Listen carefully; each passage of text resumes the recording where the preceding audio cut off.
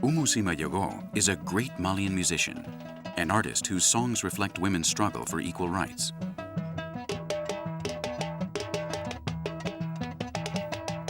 She is a griot, one of the jongleurs who has evolved towards less conventional forms. In traditional music, women usually sing while men play the instruments. Despite evolution, this role distribution has been maintained up until today.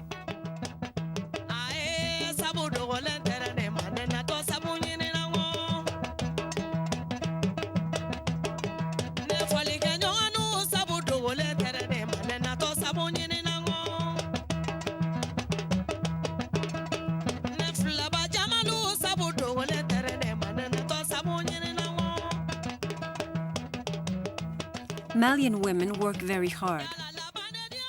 Aside from housework, we work as traders in order to support our children.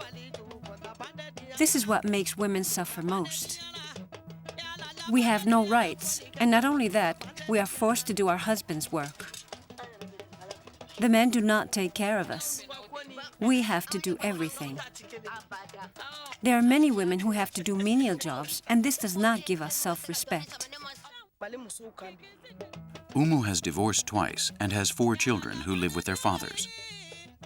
Her obsession for equality is not easy to pursue in a world strictly dominated by men. Being a woman, an artist, and a rebel is difficult in a society like that of Mali. Along with Dakar and Abidjan, Bamako is one of the hot points for West African music. Music is played in the streets, at baptisms, at weddings, and also at the clubs where the young people of the city go out at night.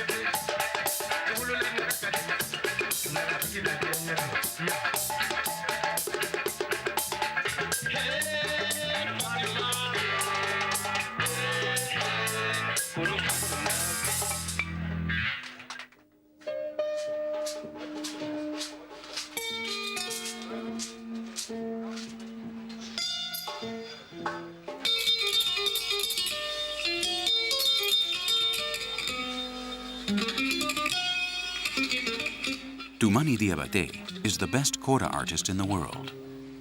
The kora is a traditional instrument, a kind of African harp. He gets sounds out of the kora that no one else can.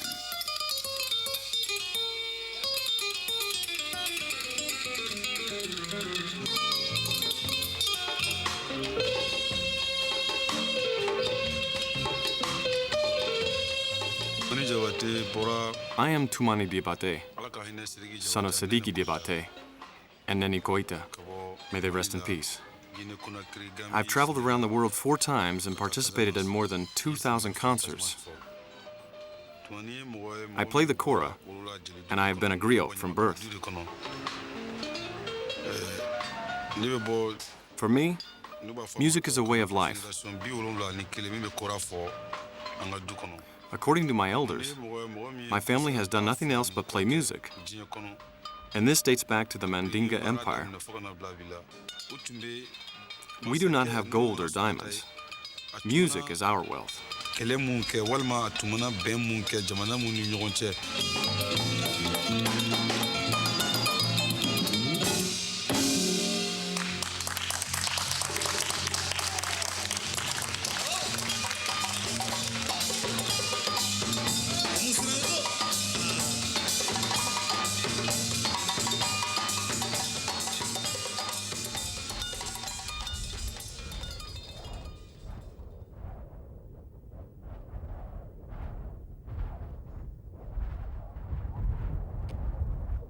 Sahel is a hostile world that man has domesticated in order to make it equal to the gods.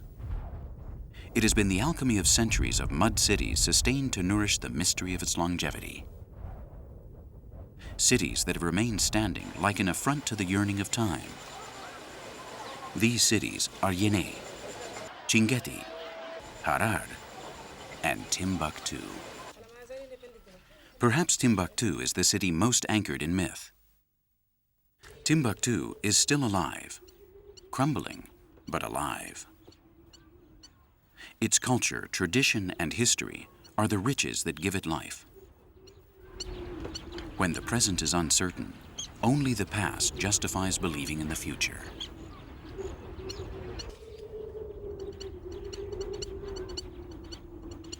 From a distance, the city of Yené can be seen on the horizon among the waters like the image of a doré etching. The minarets and pinnacles stand out over the terraces of the medieval city that from far away seems to be walled in, but is not. It's the view of the houses that are so close together around the mosque that it produces a sensation of coming to a very old place.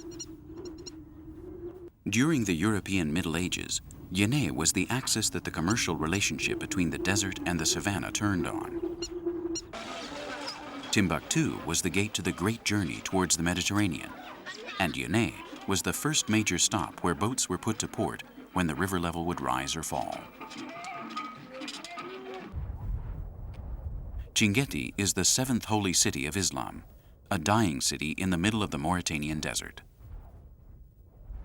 The only thing left of its splendor is the memory of a glorious past and a certain pride against the encroaching desert. Thousands of wise men and poets from all over the Arab world settled here. Chinguetti was a pearl in the middle of the desert. Each year, millions of religious followers would pass through this city on their journey to Mecca. There were 11 mosques, many Quranic schools, and libraries where thousands of manuscripts were kept.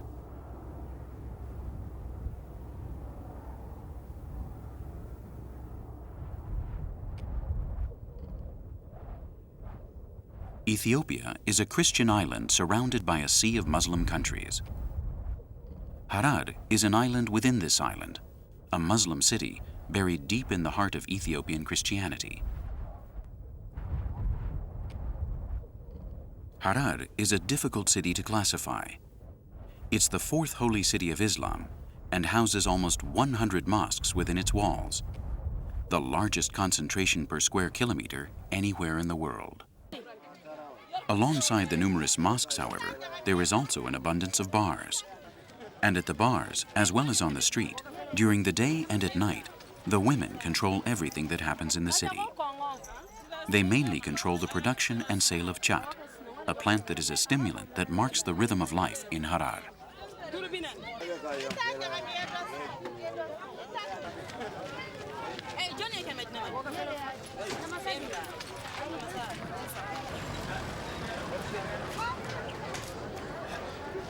Waleto Gebre has lived in Harar for the last 10 years. Ever since she was a little girl, her dream was to become a famous movie actress. She never misses a film being premiered in the city. She looks at the actresses on the billboards and thinks that it could be her. But what she really does is sell chat in the Makonnen Square in Harar. Chat is a cultural stimulant. It's very unusual for someone to take it alone, since it is essentially a social drug. It gives one energy and improves one's memory, but it also produces depression, insomnia, and sexual impotence. Some people take it to work better, and others take it to study. And there are also people who take it on weekends when going out with their girlfriends or while having a few drinks to stay awake. When cultivating chat, it must be well cared for during the first 6 months. The weeds growing around it should be cut, and the plant must be watered often. It is also good to fumigate them with smoke, which helps the plant grow good leaves. If women are the backbone of Sahel and music is the heart, then spirituality and the belief in gods and genies is the spine of hope.